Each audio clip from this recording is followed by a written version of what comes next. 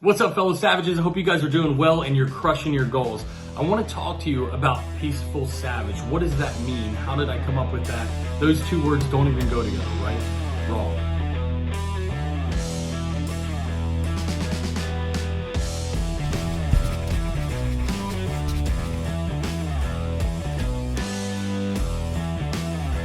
In the middle of the night, about 9 months ago, I wake up and I have the phrase peaceful savage in my head. I thought, that's incredibly strange. But I grab my phone and I put in the notes, peaceful savage, I go back to sleep.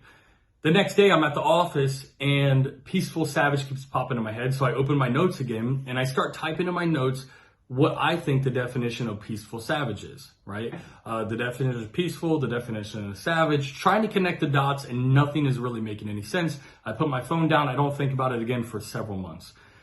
Then it pops in my head again. Well, at this point, I had some time on my hands, so I said, okay, I'm going to look into this a little bit more. So I go to Webster and I type in peaceful, Webster Dictionary, and it has several different definitions, but there was one that really stuck out to me.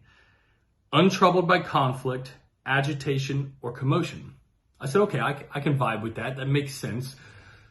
And it's not talking about, when we think of savage, we instantly think of fighting or brutality. What if you could be a savage at your craft?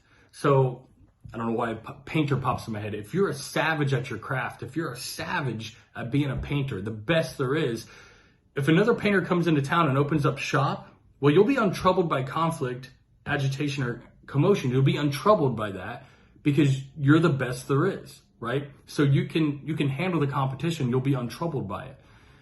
Okay, so then I type in the word savage, Webster Dictionary.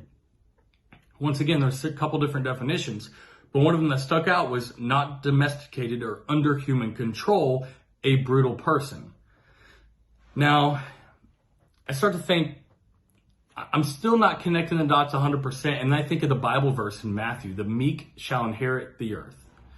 Now, when I read that on the surface level, it just doesn't make a lot of sense to me. Maybe it does you. To me, when I first read it, I'm not understanding what that means necessarily, right? Meek person tries to come up to me and take my wallet, it ain't happening. You feel me? So I was trying to understand what that means. So I talked to my pastor, I start doing some research myself, and how it was explained to me is when the Bible talks about the meek person, if you can picture it like a warrior with a sword, and this warrior is absolutely and utterly capable of just cutting down anything in its way, right? He's very, very, very skilled at the art of the sword.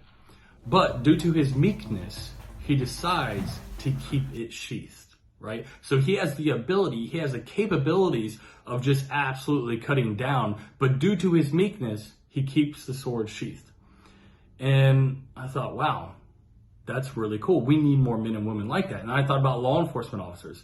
All day long, walk around with a firearm on their hip, capable and ready to just be an absolute savage, a brutal savage, and just kill anything in their way. They have the ability to do that. But their meekness, they keep it sheathed. And the only time it comes out of that holster is when the evil pokes its head and decides it wants to harm an innocent person, right? Then that very capable, peaceful savage draws his firearm and takes care of business and takes out the evil.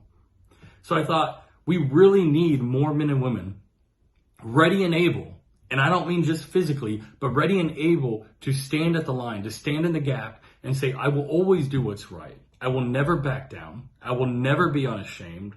These are my morals. This is what I believe. And that doesn't mean that I can't talk with other people and I can't have communication and conversation with other people. It doesn't mean I have to argue with everyone, but this is where I stand. This is where I draw the line, and I will not waver.